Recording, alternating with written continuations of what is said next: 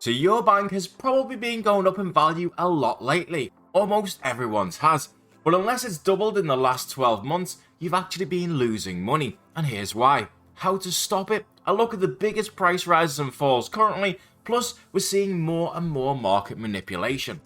This is the bond price back in March 2017, when the site started tracking them and they were 2.36 million GP each. It took until the beginning of 2022, almost 5 years later, before they doubled in price to just under 5 million GP. But since then, there's been a massive uptrend and the value has doubled in the last 12 months alone. The bond is the closest item that we have that follows inflation, because the demand hardly ever changes. If more players play to buy bonds, there's also more players playing to sell them at the same time, and if there's less players, the same applies. Inflation drags the price of other items with it too.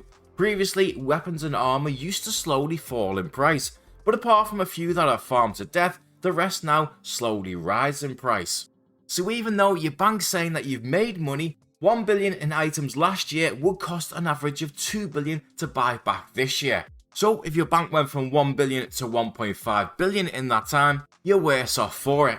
And whilst I appreciate some people don't like the idea of investing, it's no longer just for people looking to make money, but for the average player trying to keep that GP that they've earned.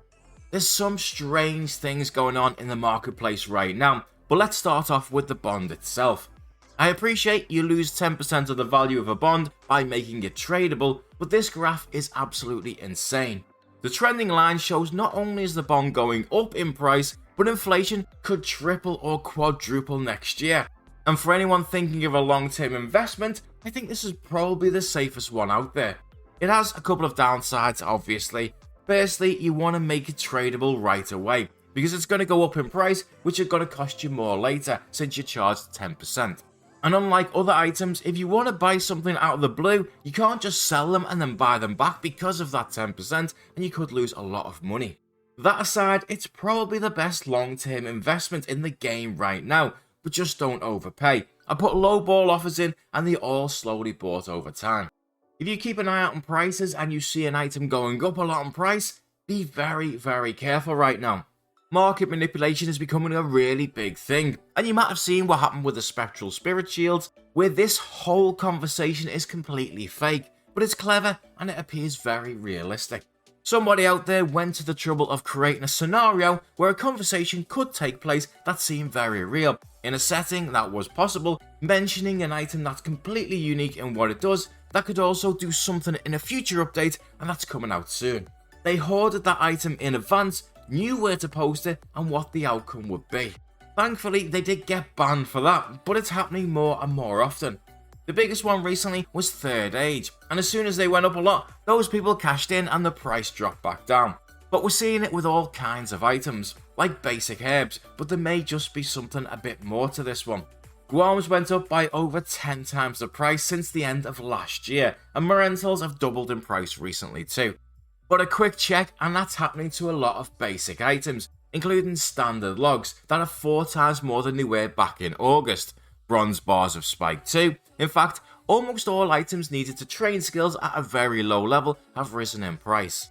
That is suggesting to us that it's more likely to be an influx of new players causing it, or more likely, of course, bots. Now, if we're being very generous, that could be because they're being banned quicker. That way they make more accounts and then they have to buy low level items to train up again, or simply it could be that we have more bots. Now, it's probably not the time to invest in these items since we've just changed owners who could have a completely different bot policy. Plus, if they keep going in price, a lot of these items are so easy to get, bot farms will just pop up and start to hoard them. In 2 weeks time we have Varlamore, and it's the first piece of content where defense has far more of a purpose in the new dungeon, Perilous Moons. This one is just the start of a much bigger picture, the combat rebalance. The markets have moved on now from almost every weapon going up in price to a pretty volatile market, especially at the very top. The scythe shot up to over 1.2 billion GP, but recently has fallen down by over 100 million. Even still though, that is double the price it was back in October. The Shadow's on a roller coaster. In fact, I said last year that this will be one of the most volatile items in the game, and it is proven to be the case. For high value weapons, it may not have risen the most, but the one that continues to be the safest bet is the T-bow, purely just down to how good it is and how rare it is as a drop, because far more players do the Tombs of Amaska than they do the Chambers of Xeric these days. Because of the combat rebalance that's coming, almost every item went up in price, but the reality is only a very small percentage of items will actually be affected in a positive way, and many will be in a negative way. That's why you see many graphs like the Dragon Warhammer, loads of hype, the price goes up a ton, and a few weeks before one of the big releases that's causing that supposed price hike, the investors sell because they'd rather take a 50% profit than take the risk of it crashing in price if the update doesn't do anything for it. So right now, I don't recommend armor and weapons. I mean, sure, if you guess right, you can make an absolute fortune from this, but the vast majority of items won't go up and many will crash back down to the price they were before this all started. There are a few items though that I think have quite a lot of potential. Bear in mind, we don't know when sailing will be released, and it's not even in the roadmap yet, which takes us all the way up to summer.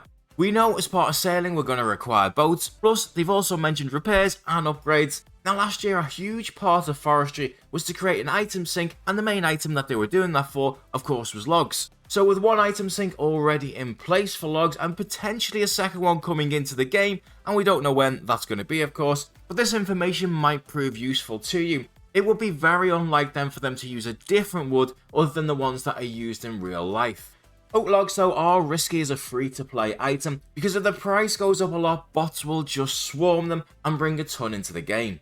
Plus, if Jagex really want to create an item sink for logs, then they're gonna have to start with maples, because we trade 60 million of these every single week compared to other logs which we trade between 5 and 30 million.